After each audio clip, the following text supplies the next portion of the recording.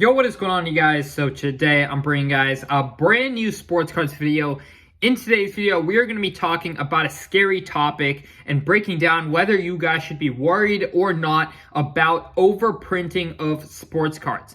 I recently made a video where I briefly touched on this topic, and I had a lot of comments kind of wanting me to explain more what I believe is going to happen with a lot of different products that are essentially just releasing a lot of different products and way too much cards being released for the current demand. And that's why we are seeing prices really decline during these times. So I just wanted to break down my exact thoughts about this. So without further ado, we are going to hop right into this video. So as you guys know, I made a whole video about Prism numbers and different numbered cards that are just not as rare as people think because of how many sets they're releasing right now in the sports card hobby and how many different parallels are coming out. It's just kind of gotten to a point where a lot of people have kind of took that money grab. A lot of these bigger companies have took that money grab and tried to just cash out during a time where sports cards were super hot. In 2020, 2021, we saw a lot of the supply basically met and exceeded with an insane amount of demand coming in. And so we didn't really see this being a problem in 2020, 2021, even with 10,000 plus Luka Doncic's at that time, and now 20,000 plus. We still saw the price rise from pretty much in a year from around $80 to up to $2,000 at one point for a Luka Doncic base Prism PSA 10. And so at that time, the supply of 10, 15,000, whatever it was back then, now it's 20,000, but at that time, the supply was easily being able to be met and demand was far exceeding the supply. Now, essentially, we've come to nearly 2023 and demand is not quite there, right? We're in a recession. A lot of people who are in it for quick money, who are in sports cards for quick money, may not be in it yet, or may not be in it as of now. And so essentially the demand has gone down quite a lot. And we're seeing prices really get crushed right now. And that's simply because these companies have been printing even more cards in 2022 than they were in 2021, and the demand is a fraction, right? And so it's no doubt that prices have really suffered. But I will say in the future, I did make a video on this just a couple days back, but with Fanatics coming into the hobby, marketing the sports card hobby to 80 million plus sports fans who are buying memorabilia from them already, I do believe that these pop numbers that we are seeing right now are going to be low in the future. And what I mean by that, if you take a more grand perspective about the sports gambling industry, the sports industry in general, how many sports fans there are who are willing to pay absurd amount of prices to go to games, to support their favorite athletes.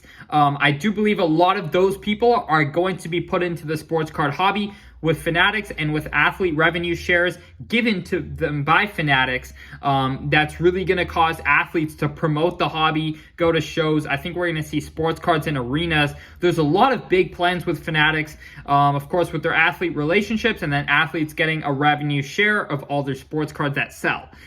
So I do believe that all these different things that are causing an influx in people who are likely going to come into the hobby in the next couple of years, I think we could reach that time again where we start to see demand outpace supply, and maybe this supply looks smaller at the end of the day, because if we look at the sneaker market, Nike's pretty much releasing every single week a new shoe with a couple 100,000 pairs of grade school and men's pairs. So you're pretty much seeing supply of millions of new sneakers hit the market every single week with Nike alone. And the demand is essentially being able to meet the supply. And that is simply because sneakers became very mainstream.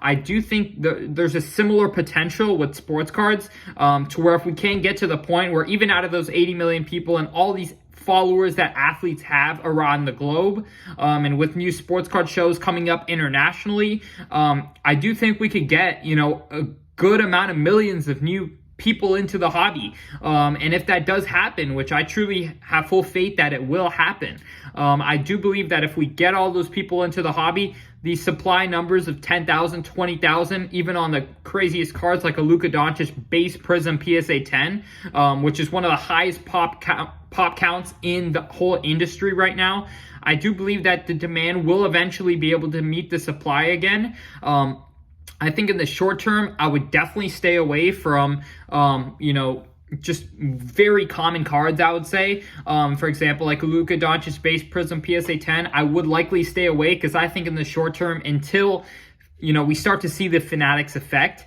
I still think in the meantime, we're going to start to see these prices, we're going to continue to see these prices decline because there's simply way too much supply from different products. We've seen so many different products come out in the last couple of years to where it's just got like in 2012 when Prism first came out, there was not even Select, there was no Optic, there was no Mosaic, there was no, all these different Obsidian, Illusions, all these different smaller products that have come out recently. And that's just caused buyers to have way too many options of cards they could buy. For example, if I'm a Cade Cunningham fan, I have pretty much hundreds, if not thousands, of different rookie cards I could buy of his that are all, for example, nice looking or, just standard rookie cards of his. And I think that's really we're starting to see the real effects of overprinting in the sports card hobby. And I personally don't believe companies are going to stop. I think a lot of these companies that have recently entered the hobby, or just Panini in general, they're definitely wanting to take advantage of this moment where sports cards are extremely hot, and a lot of people have got into the hobby over the last couple of years. So I don't believe that overprinting will stop at all. I don't believe it will kill the hobby at all because I do believe that a lot more people will be entering the hobby. However, in this transition period between, the 2020 boom and Fanatics coming in, to market the sports card hobby to tens of millions, if not hundreds of millions of sports fans, I do think we're going to continue to see prices suffer a little bit in the short term.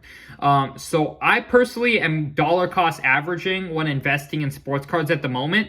I'm well aware that the cards I buy today may not be worth the same amount in 2 months, but I'm willing to place the bet that in 2 years, in 5 years, I will see a return on that. Because you're never really going to be able to time the bottom of any market.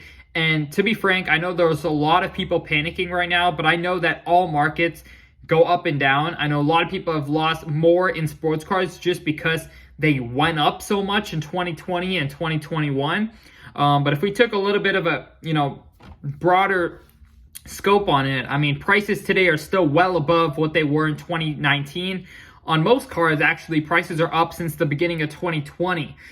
So we still see prices, higher than they were before. I know a lot of people who got in during the peak, it's been really tough on them, and I totally understand that. If you were buying up cards in the beginning of 2021, right now your chances are you're seeing a substantial loss. And I, don't know if that's going to stop in the next coming months, but I'm willing to place the bet that in a few years, we're going to see the whole hobby in a different landscape. I mean, Fanatics has invested, billions and billions of dollars into the sports card space. So there's no doubt that they're going to do all they can to grow the hobby, just make it more mainstream, get more people into, the amazing hobby it is. And just market it overall a lot better than we currently have. Because to be frank with you guys, the sports card hobby is still a very old hobby in terms of technology, in terms of the new social media age. There's just not as much, crave around it in terms of the new generation with social media and just overall culture. And I think that's really going to change. I think a lot of the old stuff in the hobby is going to, get turned to more newer companies who understand social media better, who understand how to market better. And I think that's coming with Fanatics. I definitely think that's coming. So it's going to be an exciting time. In terms of overprinting, I would stay away for now, but at the end of the day, I think this demand will be meeting supply again. But regardless, if you have cards that have a 20,000 pop, I would still recommend selling just because you can get in. If a card with 20,000 PSA 10s is going to go up by 5x if the hobby 10x's in terms of the amount of people in the hobby, just imagine the low pop cards, how much they would go up. You probably still have a lot better of an opportunity with lower pop cards of key players who are going to hold relevance in years to come, because I'm personally not prospecting as much. I'm mainly going for staples in the hobby, just because if I get this right and Fanatics does come in and blow up the sports card hobby, the last thing I want is to have bought the wrong player. So I'm definitely staying a little bit safer in terms of which players I'm buying up, but I'm definitely a heavy buyer right now, and I'm going to continue to dollar cost average until, you know, the market starts to, I would say, level out. But I really hope you guys did enjoy this video. Make sure to subscribe. We are on the road to 50,000 subscribers, so it would really mean a lot to me if you guys could help us get there. Other than that, I hope you all enjoyed, and I'm out. Peace.